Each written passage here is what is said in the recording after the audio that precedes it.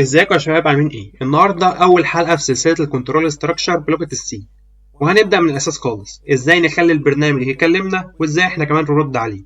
يعني باختصار اوامر الطباعه والادخال اللي هي برنت اف والسكان اف. في اي برنامج في الدنيا عموما لازم يكون في تفاعل بين المستخدم والبرنامج. البرنامج يقول لي حاجه على الشاشه وده دور الطباعه اللي هي برنت اف، وانا اكتب له رد او معلومه وده دور السكان اف او الادخال عموما. يعني ممكن تعتبر البرنت اف ده زي المايك اللي انا بكلمك منه، والسكان اف هو المايك اللي انت هترد عليا بيه. تمام. عندنا مثال الاول هي طباعه رساله بسيطه جدا للمستخدم على الشاشه. انا عايز ابدا بابسط حاجه جدا، اتاكد ان الكومبايلر حتى شغال. هكتب كود بيطبع جمله على الشاشه، مش محتاج ادخال ولا حسابات، بس هي جمله واحده وهي معايا هي جمله البرنت اف. طب جمله البرنت اف ده اللي هي ايه؟ جمله الطباعه المخصصه في لغه السي. وعشان استخدمها فانا بستدعي مكتبه ال stdio.h، واللي هي مكتبه مخصصه لاوامر الادخال والاخراج. والمكتبه دي هي اللي بتديني اوامر زي برنت اف والسكان اف وهكذا. هنيجي نعمل رن للبرنامج، هنشوف اللي هيظهر معانا على الشاشه وهي جمله الهيلو وورلد. ده اللي واضح قدامنا اهو، ظهر لنا على الشاشه جمله الهيلو وورلد. تمام. تعالى بقى نخش نحط ملاحظه بسيطه هنا. شايفين الباك سلاش ان دي في اخر الجمله؟ تمام. ده معناها انزل سطر جديد. جرب تشيلها كده وشوف الفرق اللي هيحصل معاك. تمام. اللي هتحصل في الشكل العام للبرنامج للكلام اللي هيظهر على شاشة الكونسول. المثال التاني معانا، واحنا عاوزين بقى شوية تفاعل بقى مع اليوزر، فهنعمل ايه؟ دلوقتي انا عايز البرنامج يسأل المستخدم عن عمره او رقم عموما. ياخد الرقم اللي هيكتبه المستخدم وبعدين البرنامج يقول له انت عمرك قد كذا. تمام. قلت ان انا عاوز شوية تفاعل بقى مع اليوزر. تمام.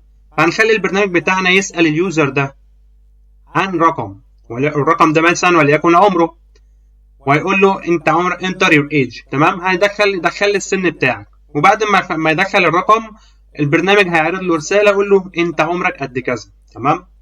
غير اسمه الايج اللي هو المتغير اللي هو بتاع السن اللي هنخزن فيه قيمه الانتجر بتاعنا، وهنطبع له رساله عشان البرنامج يكون يعني تفاعلي اكتر مع اليوزر. تمام. هنقول له دخل عمرك. تمام. هنطلب من المستخدم بتاعنا ان هو يدخل السن بتاعه، وهنستخدم دالة السكان اف عشان نستقبل منه ايه؟ نستقبل منه العمر. المودولس دي ده علشان اعرفه ان هو هيستقبل انتجر. تمام. والاند، علامة الاند اللي بتتحط قبل وعلامة الاند اللي هي بتتحط قبل اللي بتتحط قبل المتغير ده علشان ايه؟ خد العنوان بتاع المتغير ده علشان تخزن فيه القيمة اللي المستخدم هيدخلها. القيمة دي في العنوان بتاع المتغير ايج. تمام. وفي الاخر جمله الطباعه بتاعتنا الاساسيه اللي هي برنت يور ايج از كذا.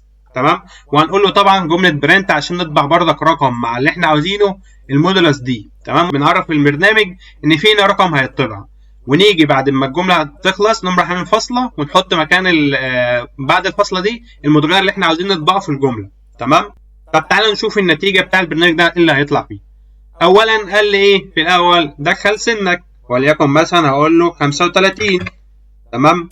ايه اللي هيظهر؟ قال لي ان انت سنك كذا.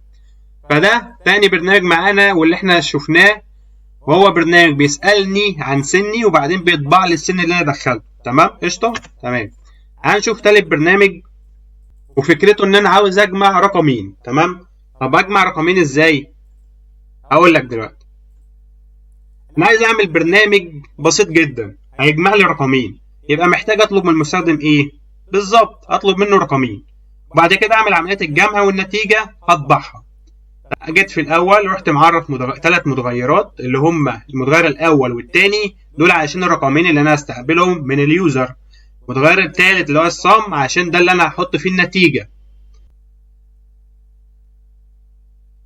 وتعالوا نشوف كده النتيجه فجينا نشغل البرنامج ونشوف ايه اللي هيحصل.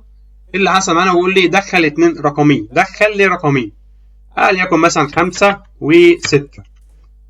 قال لي الصم از 11، يعني هو جمع الرقمين. البرنامج لك تمام. انا بقى كنت بقول لك على حته ايه؟ ان انا ممكن اصلا ما استخدمش المتغير الثالث ده. تمام. واخد النتيجه دي كده اللي هو عمليه الجمع، اروح واخدها حتى مكان الصم، يعني اقول له ايه زائد البي، ونيجي نعمل ران للبرنامج ونشوف ايه اللي هيحصل بقى. هيقول لي دخل رقمين، اقول له 5 و5، قلل الصم إذا 10. فتمام كده البرنامج شغال ومفيش فيه اي مشاكل. طيب احنا كده وصلنا لنهايه الحلقه بتاعتنا النهارده، حلقه بسيطه وخفيفه. اللي بعد كده ان شاء الله هنبدا نغوص جدا في لغه السي، فهنعرف تفاصيل اكتر. بس في نهايه الحلقه عاوزين نعمل تمرين بسيط كده، بحيث ان احنا نشوف الناس كانت فايقه معانا ولا لا. هنكتب برنامج بيحسب مساحه المستطيل. طب فكرته ايه؟ المستخدم هيدخل رقمين وهما الطول والعرض، البرنامج هيطبع له المساحه. طب المساحه اللي هي بتساوي ايه؟ فكر مع نفسك واعرف النتيجه واكتب الكود وقول لي النتيجه ايه.